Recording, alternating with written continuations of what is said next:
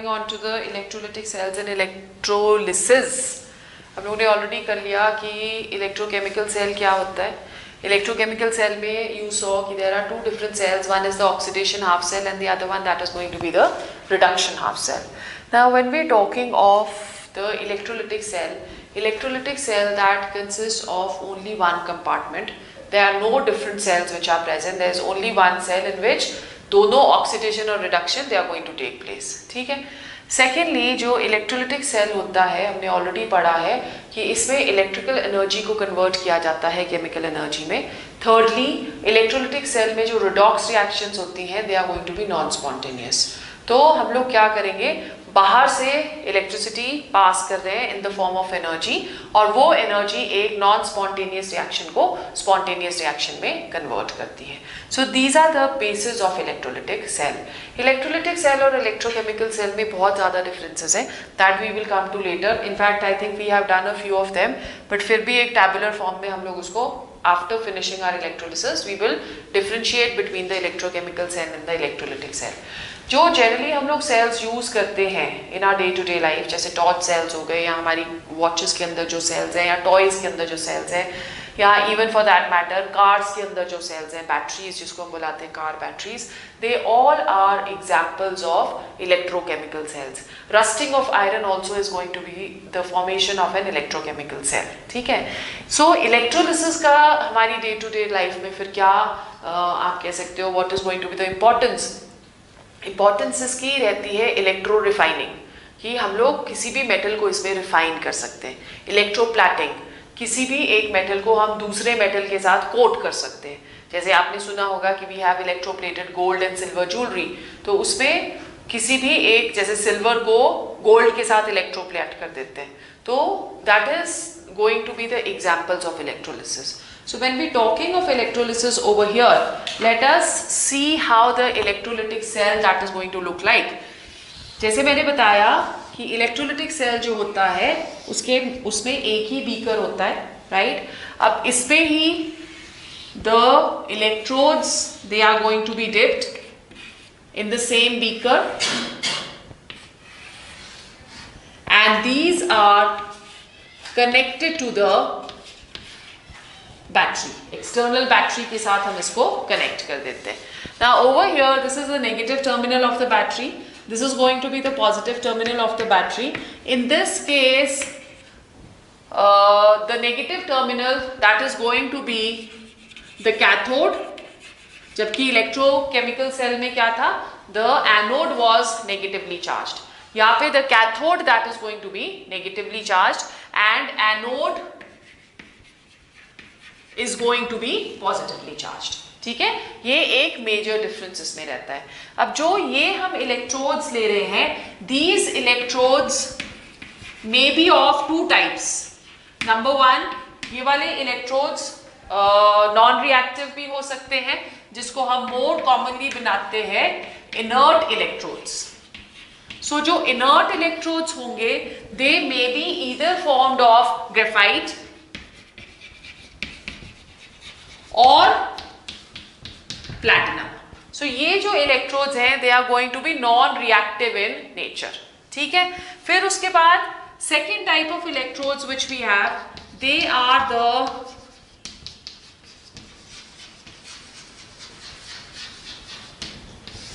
Reactive electrodes. जो reactive electrodes होते हैं they are going to react with the electrolyte which is present. So reactive electrodes generally उसी metal के होंगे जिसका हम इलेक्ट्रोलाइट लेते हैं. जैसे अगर हम इलेक्ट्रोलाइट कॉपर सल्फेट ले रहे हैं तो जो रिएक्टिव इलेक्ट्रोड्स हैं वो कॉपर के बने होंगे. ठीक है. So these are the two types of electrolytes which may be present. Now over here जो बीकर है, बीकर के अंदर एक इलेक्ट्रोलाइट लिया जाता है. ये जो इलेक्ट्रोलाइट है that may be present in two forms. Number one, या तो हम लोग मोल्टन इलेक्ट्रोलाइट्स ले सकते हैं या हम लोग aqueous, which means कि we are taking solution of the respective electrolyte. Right आपको ऑलरेडी पता है कि जो जितने भी आयनिक कंपाउंड्स होते हैं वो सॉलिड स्टेट में इलेक्ट्रिसिटी कंडक्ट नहीं करते, तो इसलिए इलेक्ट्रिसिटी कंडक्ट कराने के लिए या तो हमें उसे मोल्टन स्टेट में कन्वर्ट करना पड़ेगा या उसे हम एक्वस स्टेट में कन्वर्ट करते हैं। नाउ जो इलेक्ट्रोलिसिस की थ्योरी है, that theory that is known as the electrolytic और आयनिक कंडक्शन थ्योरी, या more commonly that is known as the, you can say, हाँ जनरली हम इसको यही बुलाते हैं, that is known as the electrolytic या ionic theory. Now according to the ionic theory, any electrolyte which is an ionic compound वो convert होता है into two types of ions, right. The first ion which we have over here ionic theory में, the first ion which we have over here, that is going to be a positively charged ion,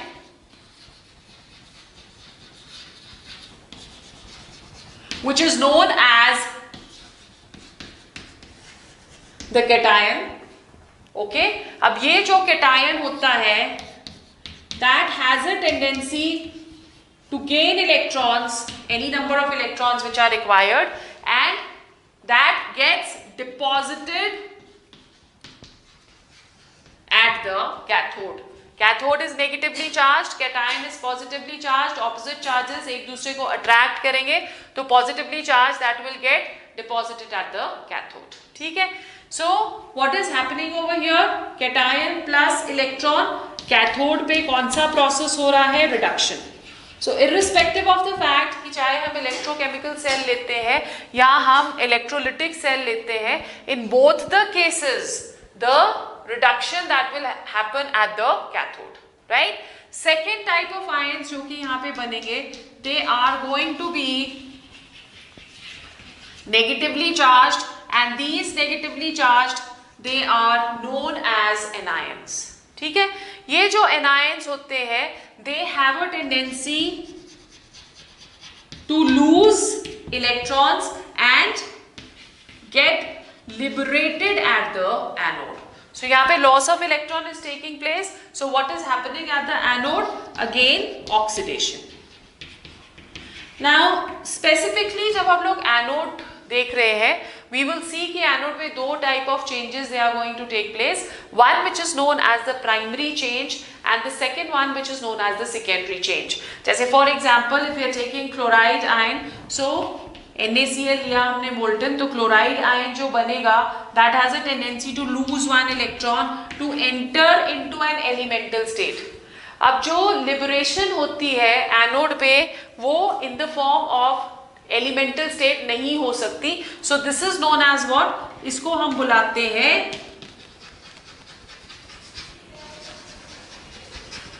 primary change. Okay, फिर जो chlorine बना है elemental state में वो combine करता है to give us chlorine. This chlorine is now going to be liberated at the anode, और इसको हम क्या बुलाते हैं,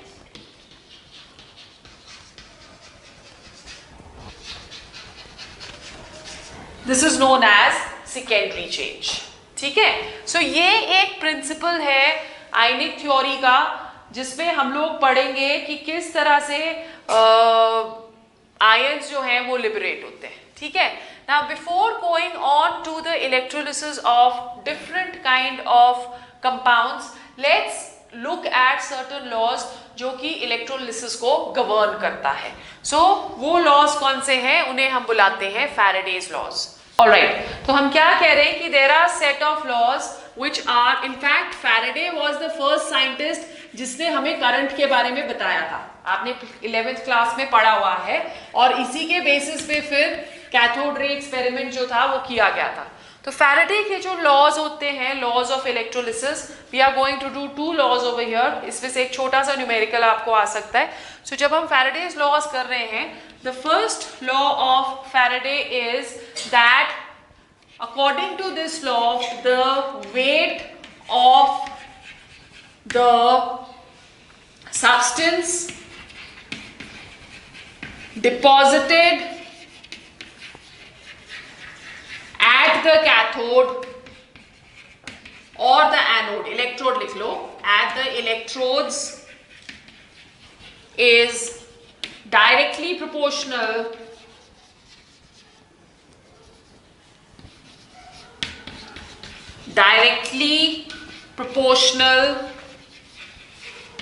to the charge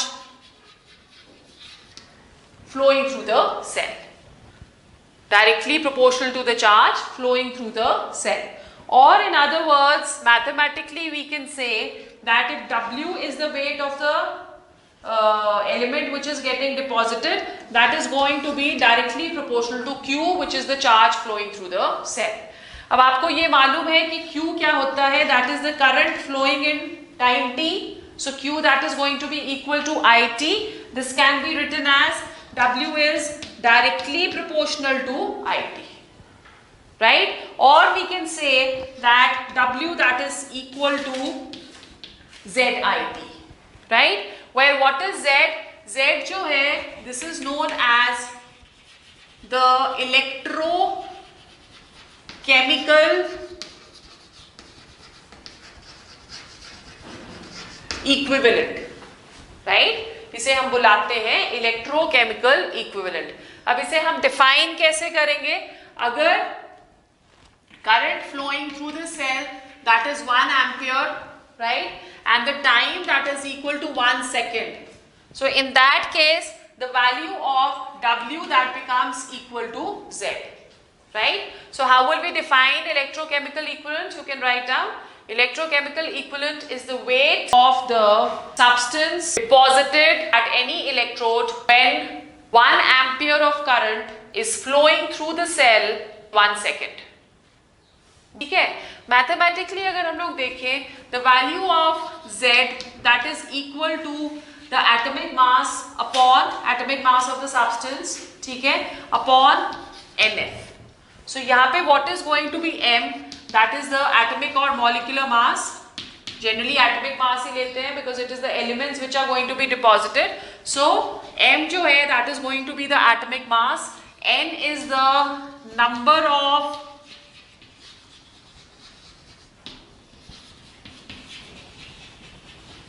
electron exchange, and F that is equal to Faraday of electricity, which has the value of 96500 coulombs.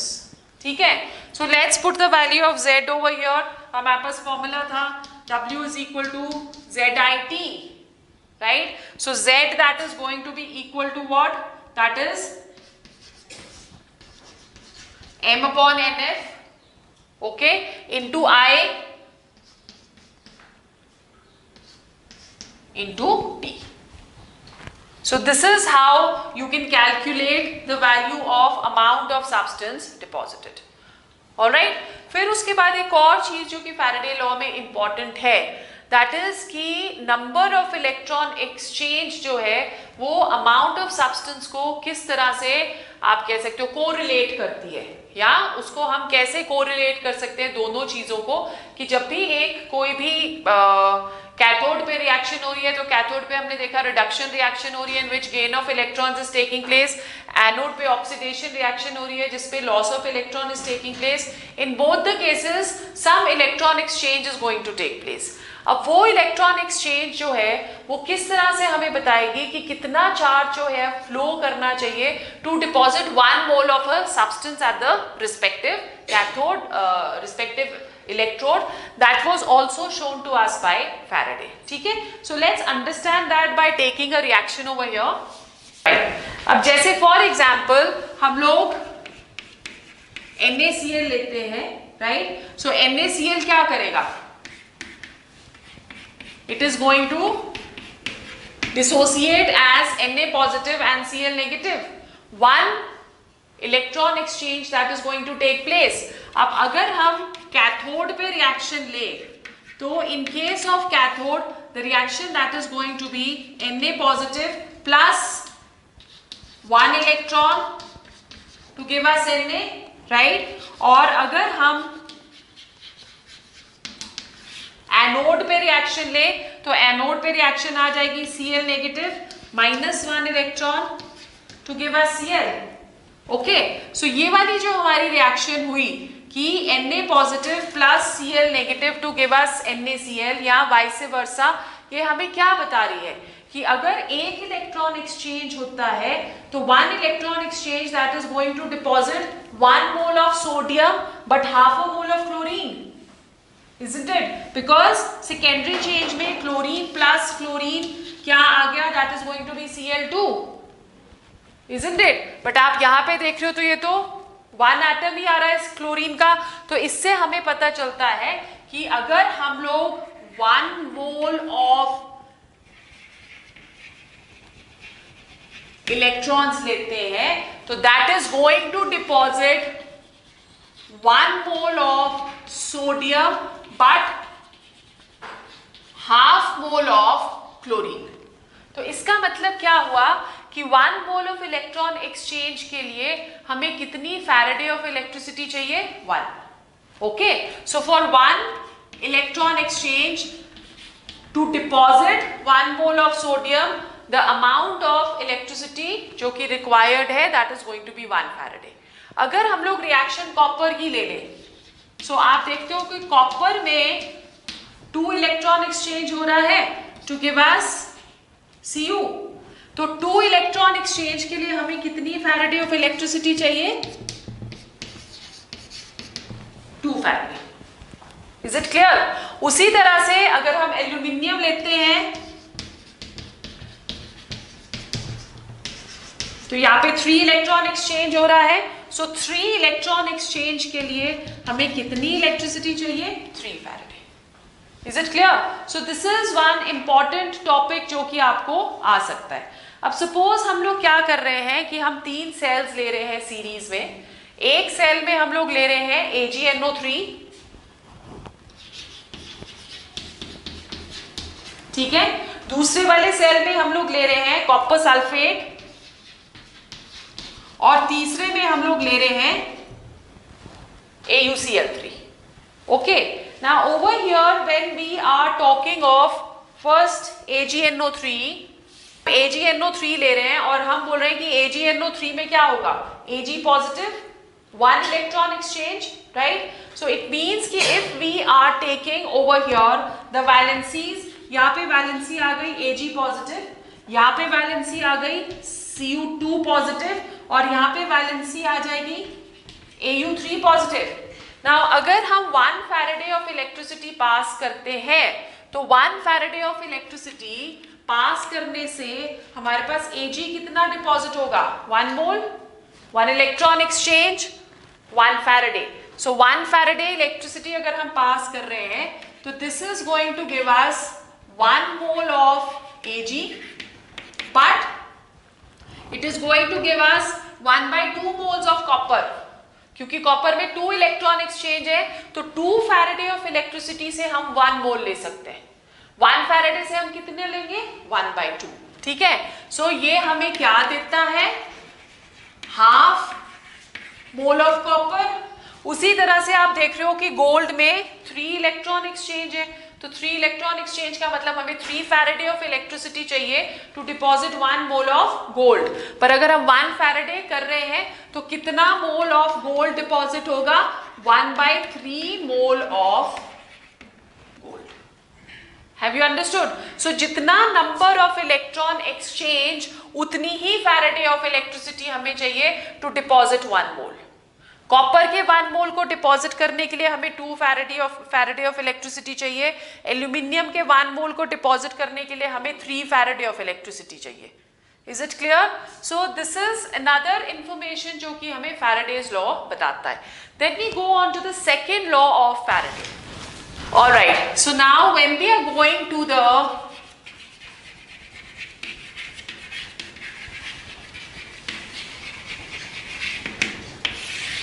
Second law of Faraday, second law of Faraday क्या बोलता है कि अगर सपोज हम लोगों ने 2 सेल्स लिए हैं और इन दोनों सेल्स को हम सीरीज में ज्वाइन कर रहे हैं, राइट? सीरीज का मतलब क्या हुआ, नेगेटिव के साथ पॉजिटिव टर्मिनल नेक्स्ट वाले सेल का ज्वाइन करेंगे आप, राइट? सो सीरीज में अगर हम उसको कनेक्ट कर रहे हैं 2 सेल्स को, तो जो वेट डिपॉजिट होगा weight deposited for the metal that is directly proportional to the equivalent weight of the metal. ठीक है? So if you want to write the definition, you can write down.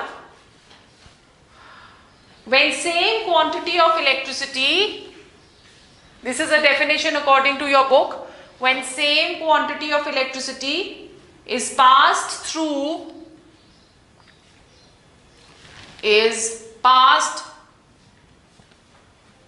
different electrolytic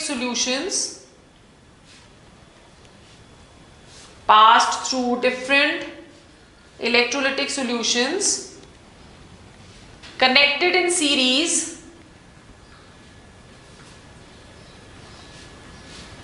the weights of the substance produced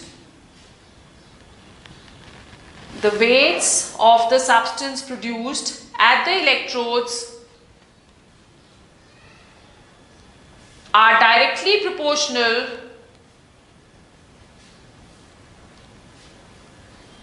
to their chemical equivalent weights.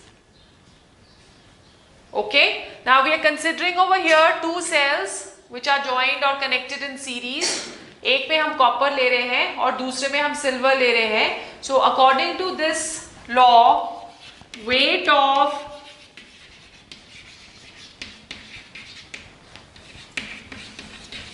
copper deposited upon weight of silver deposited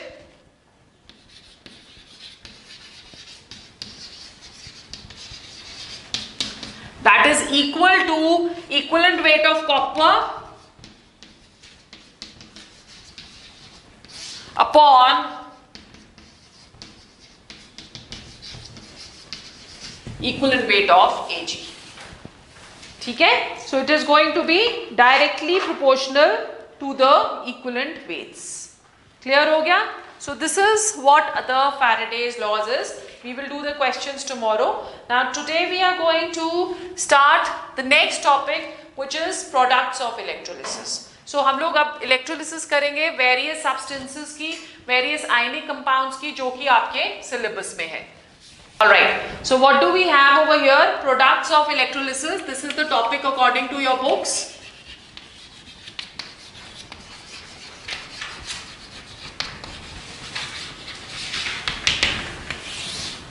Products of electrolysis. क्या बोलता है ये product of electrolysis? हमने एक general सा idea ले लिया है. So सबसे पहले हम लोग करेंगे electrolysis of molten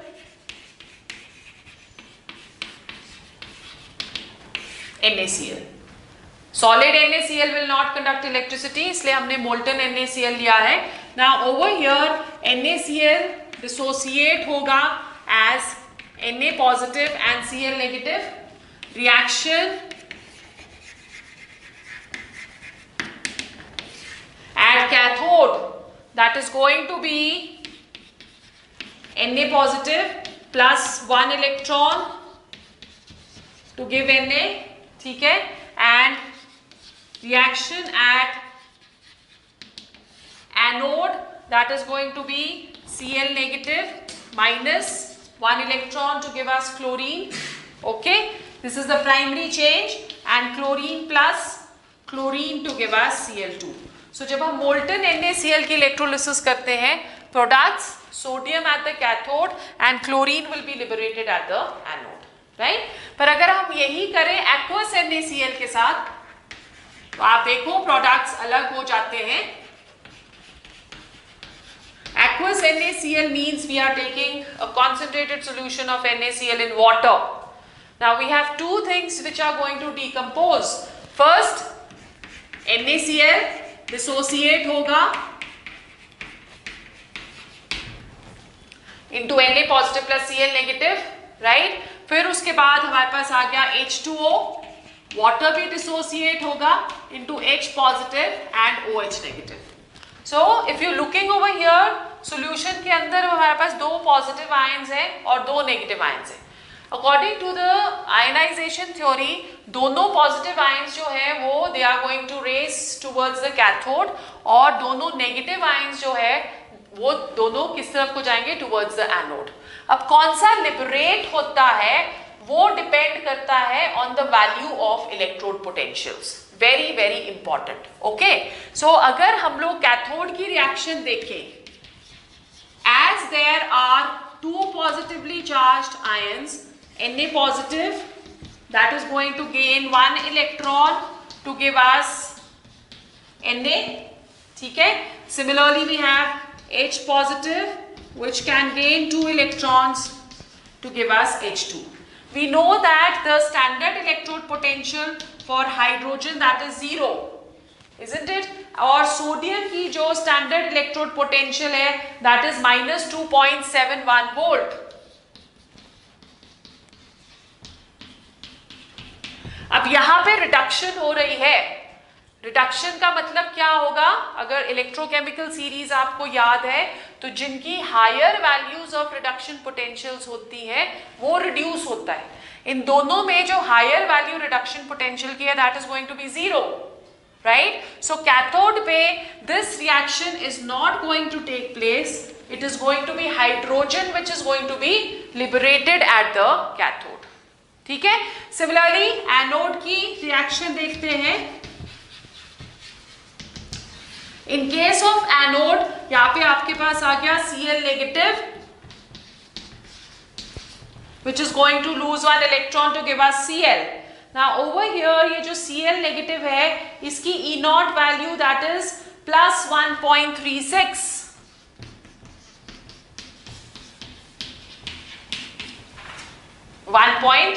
volt, and that for water it is going to be 2H2O, water that is going to give us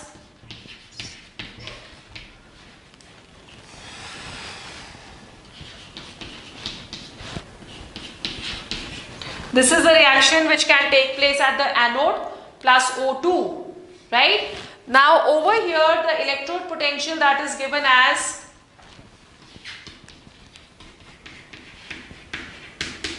(1.23 volts.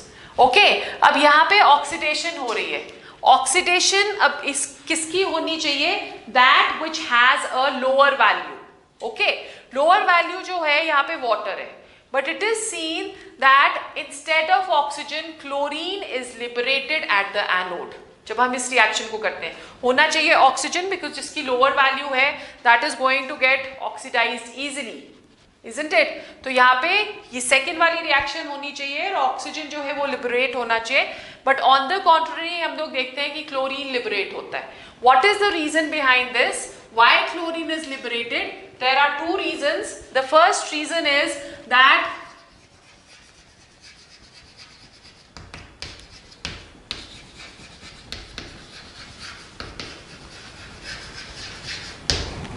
solution is concentrated।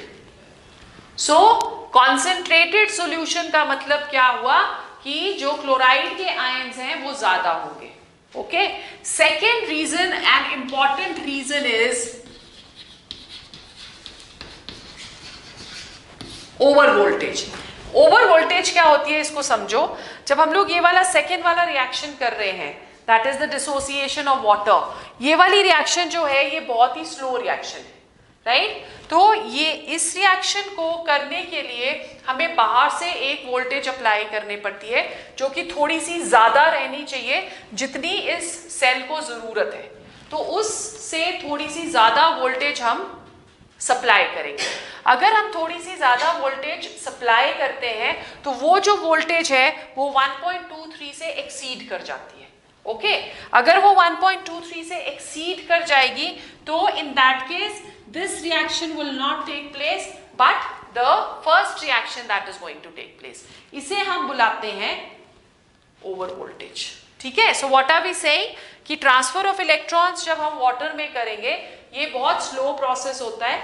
इसको फास्टन करने के लिए हम लोग बाहर से वोल्टेज को इंक्रीज करते हैं, राइट? जब हम वोल्टेज इंक्रीज करते हैं तो वो वोल्टेज ज्यादा हो जाती है देन 1.23, बिकॉज वो वोल्टेज ज्यादा हो रही है, therefore reduction of chlorine preferentially it takes place rather than the reduction of water. So what are going to be the products? अगर हम लोग देखें, कैथोड पे जो प्रोडक्ट होगा that is going to be sodium, anode पे जो product होगा that is going to be chlorine. Okay, sorry, cathode पे जो प्रोडक्ट होगा that is going to be hydrogen, और एनोड पे जो प्रोडक्ट होगा that is going to be chlorine. तो सॉल्यूशन के अंदर वापस क्या बच गया हमारे पास? सोडियम और OH नेगेटिव आयंस. ये भी बचेगा सॉल्यूशन के अंदर, ये भी बचेगा सॉल्यूशन के अंदर. क्लोरीन लिबरेट हो जाएगा एनोड पे, हाइड्रोजन लिबरेट हो जाएगा कैथोड पे. तो ये एक इंपॉर्टेंट क्वेश्चन आता है, what is deposited at the cathode during the electrolysis of aqueous NaCl. So what is going to be deposited? Hydrogen. Is it clear? और दूसरा क्वेश्चन जो इसमें से आ सकता है कि why chlorine is deposited at the anode although it has a higher value of reduction potential. तो उसमें आपने आंसर क्या देना है? This is because of two reasons.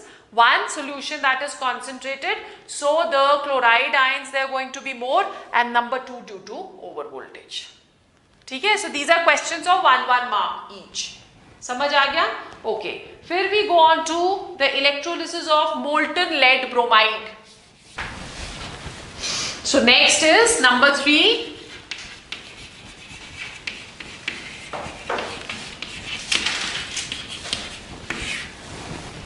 Electrolysis of molten lead bromide. So over here again PbBr2 dissociate होगा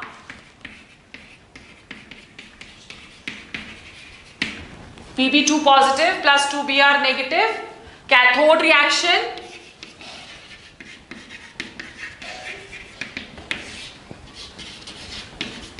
Pb2 positive, that is going to gain 2 electrons to give Pb, right? And we have anode reaction that is going to be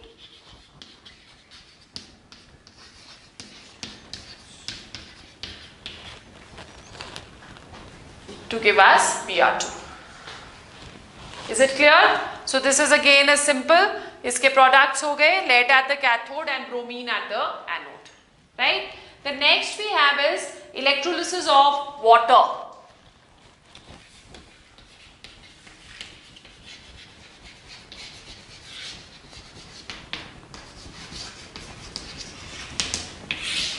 जो pure water होता है that is not a very good conductor, तो इसीलिए हम लोग इसमें क्या डालते हैं, थोड़ा सा H2SO4 डाल देते हैं और इसे हम बुलाते हैं acidulated water. ठीक है? So when we taking acidulated water over here and we pass current, water that is going to dissociate as H positive and OH negative, and at the same time जो H2SO4 है वो भी dissociate होगा. Okay? So H2SO4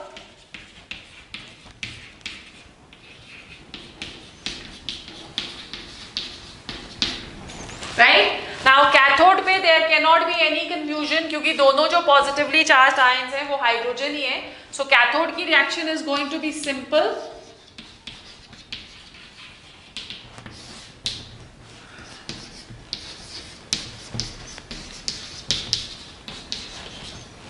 At the cathode, hydrogen is going to be liberated.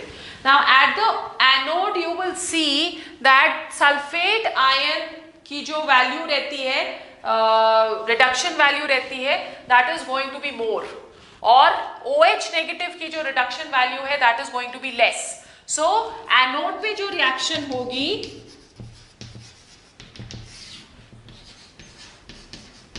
for OH negative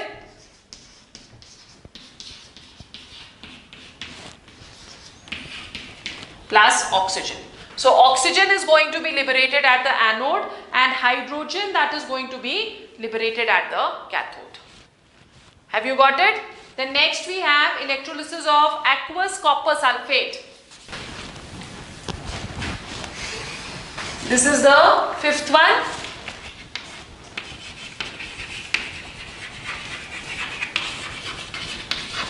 अब copper sulphate का जो हम लोग एक्वस कॉपर सल्फेट का कर रहे हैं, दो तरह से कर सकते हैं. First we are going to do using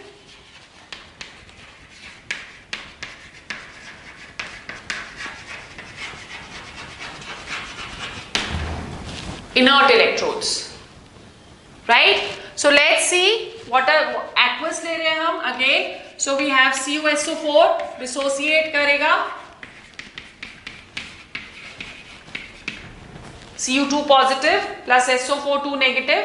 उसी तरह से water भी present है तो water भी dissociate करेगा OH negative. Okay. अब again there are two positively charged ions. So cathode की reaction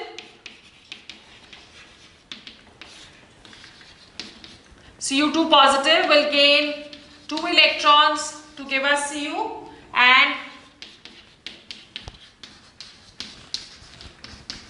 to give H2, right?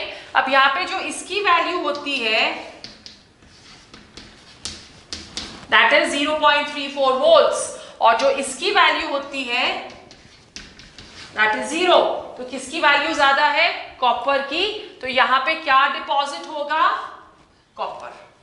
Copper will be deposited at the cathode. ठीक है. और एनोड पे हम ऑलरेडी कर चुके हैं कि इसकी जो SO4 2 नेगेटिव की जो वोल्टेज है वो ज्यादा है, इसलिए OH नेगेटिव की रिएक्शन होती है.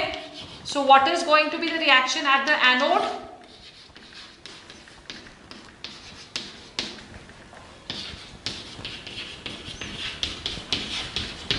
plus O2.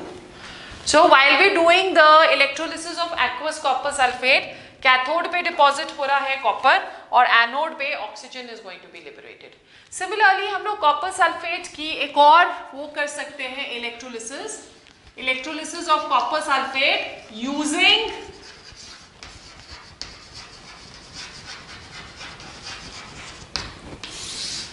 copper electrodes. अब यहाँ पे हम रिएक्टिव इलेक्ट्रोड्स यूज कर रहे हैं, राइट? सो यहाँ पे जो रिएक्शन रहती है at cathode reduction reaction of copper will take place. Cu2 positive will gain 2 electrons to give us Cu, okay. और एनोड पे कॉपर की ही ऑक्सीडेशन रिएक्शन रहेगी.